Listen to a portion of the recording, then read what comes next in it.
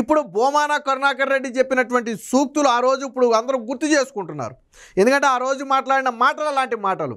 1 కాదు 2 కాదు 9 ఎకరాలు, దాని మార్కెట్ విలువ దాదాపుగా 50 కోట్ల రూపాయలకు పై మాటే ఉంటుందని చెప్పి ఇప్పుడు రెవెన్యూ అధికారులు అంచనా వేస్తున్నారు. వాస్తవానికి దానికి దగ్గరలోనే భూమాన కరుణాకర్ రెడ్డికి ఒక 14.5-15 ఎకరాల భూమి ఆల్రెడీ ఉంది. తన భార్య పేరు మీద, తన కొడుకు పేరు మీద ఆల్రెడీ ఒక 14-15 ఎకరాలు ఉంది. దానికి ఆనుకుని కొంత ఇనాం భూములు ఉన్నాయి, కొంత స్వర్ణముఖి నదీ పరివాహక భూములు ఉన్నాయి. అప్పుడు వైసీపీ అధికారంలో ఉన్న సమయంలో ఒక దుర్బుద్ధి పుట్టింది.